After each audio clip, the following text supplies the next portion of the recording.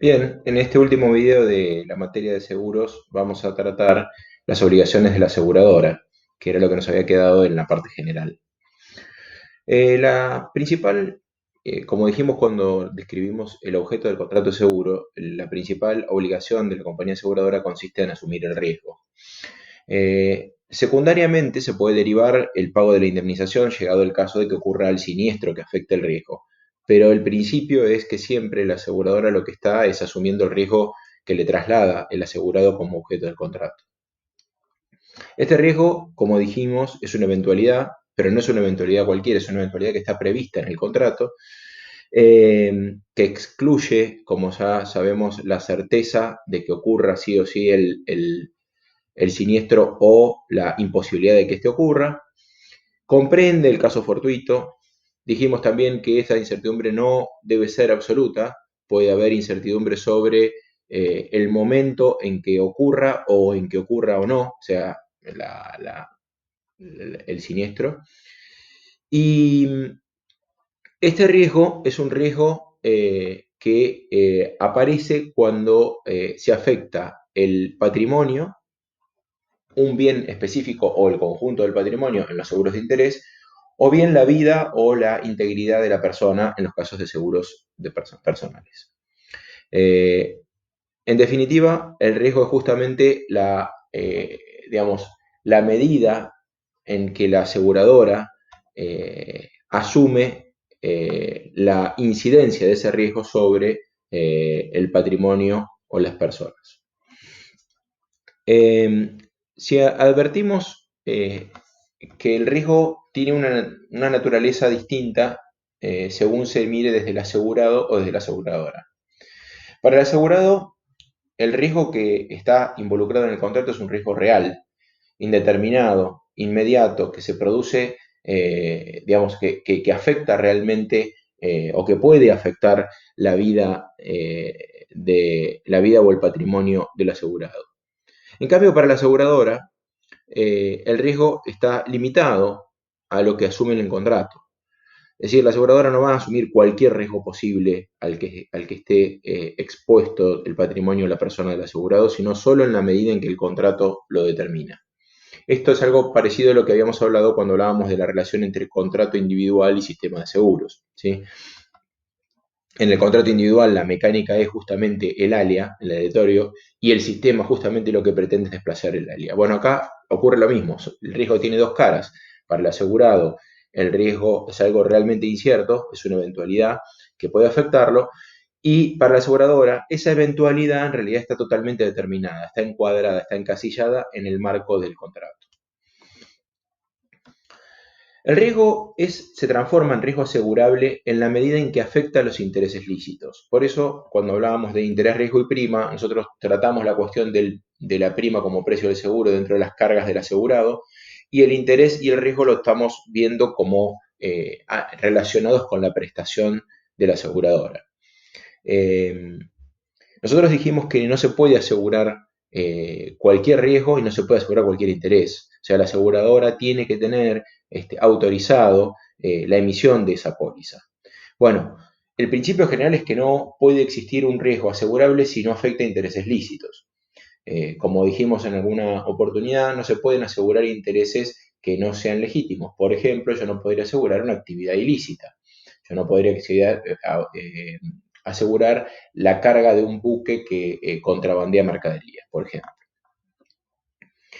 Este riesgo puede afectar tanto los bienes como bienes en forma particular, puntual, como por ejemplo podría ser un riesgo, el robo de un automotor de una vivienda, o un incendio, o el granizo de una determinada cosecha, o bien todo el patrimonio, seguro de responsabilidad civil, o el riesgo también puede afectar a la persona en forma integral o a la persona, digamos, como en el caso de supervivencia, de los daños que pudiera sufrir la persona, es decir, muerte y accidentes personales. El riesgo integra el objeto del seguro y no puede existir seguro en la medida en que no haya riesgo. Recuerden cuando hablábamos del inicio material del contrato de seguros era la traslación del riesgo, es decir, en qué momento la compañía aseguradora asumía el riesgo. Ahí es donde aparecía o donde comenzaba la existencia material del contrato, la vigencia material del contrato de seguro. El riesgo, como dijimos, tiene que estar acotado por el contrato. El contrato de seguros va a definir, va a identificar, va a individualizar cuál es el riesgo asegurado en ese contrato. El riesgo tiene que guardar una vinculación que tiene que ser causal, temporal, local y objetiva. Causal significa que la compañía va a asegurar solo los daños que se provoquen con motivo de determinados hechos que están especificados en la póliza. Temporal obviamente tiene que ver con el tiempo delimitado en el marco del cual se debe producir el siniestro para que sea indemnizable. Local porque es en un determinado lugar. Yo puedo definir que el contrato tiene vigencia para dentro de la República Argentina.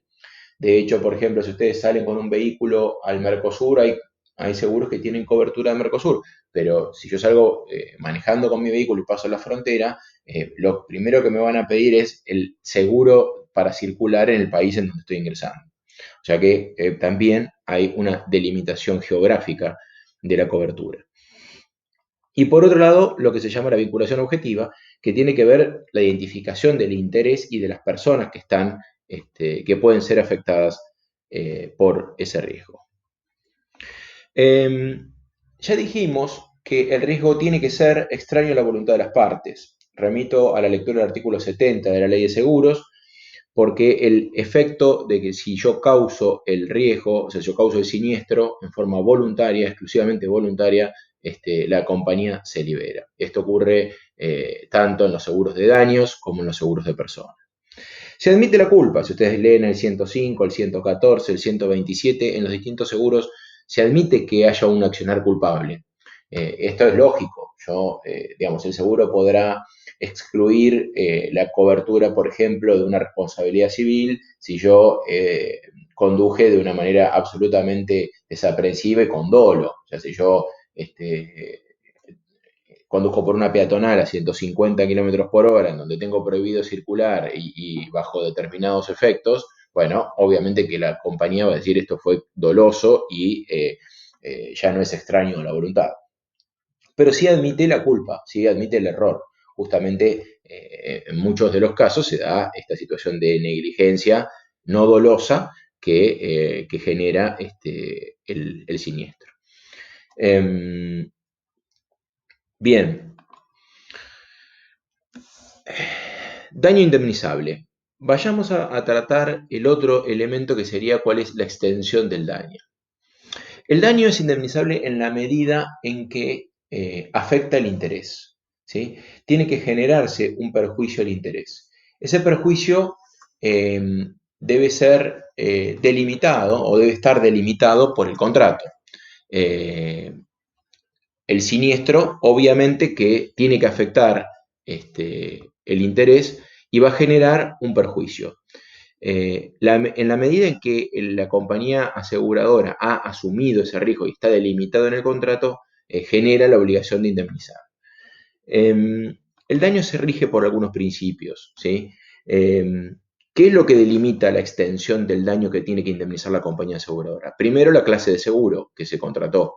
Después, el daño efectivamente sufrido. Ya vamos a ver que no se puede generar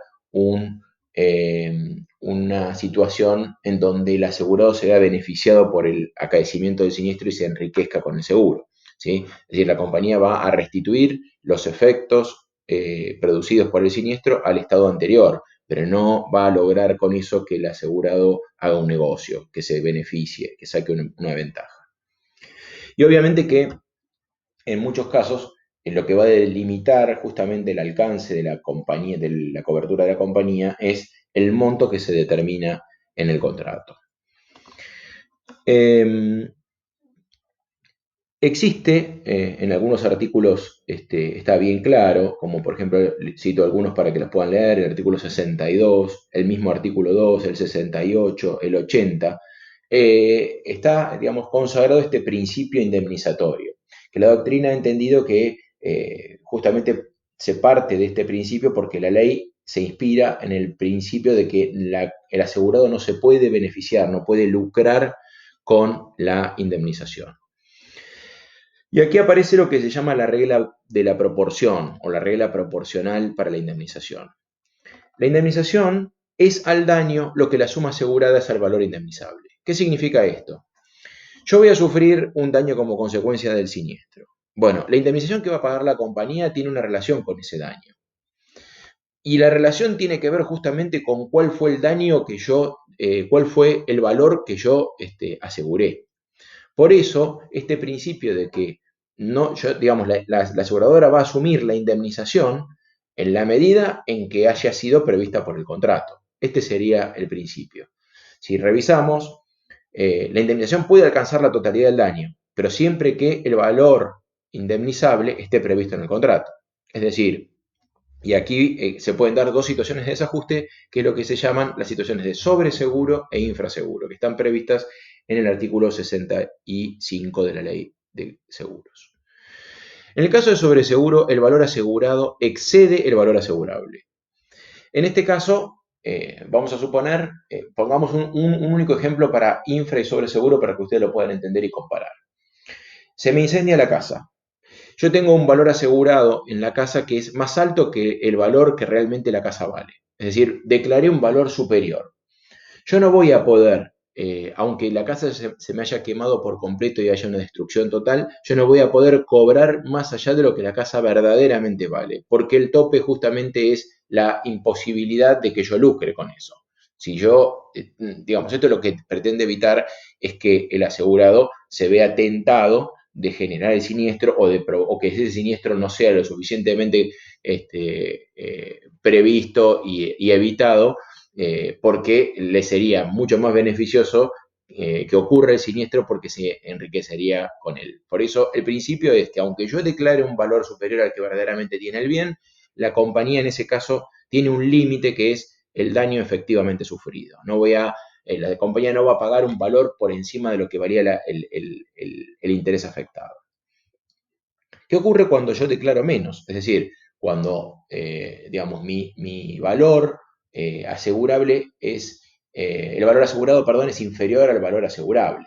Imaginemos una casa que vale 100, pero yo la tengo declarada al valor 50 en la póliza. Y sufro la destrucción total. A mí la compañía aseguradora no me va a pagar más que lo que, digamos, que lo que yo declaré en el contrato, porque piensen, y ahí aparece nuevamente el principio de mutualidad y de estadística, que, digamos, la compañía aseguradora cobró una prima que estaba vinculada justamente con el valor que yo declaré. Si la compañía nunca va a asumir una indemnización mayor que la que estaba prevista en el contrato.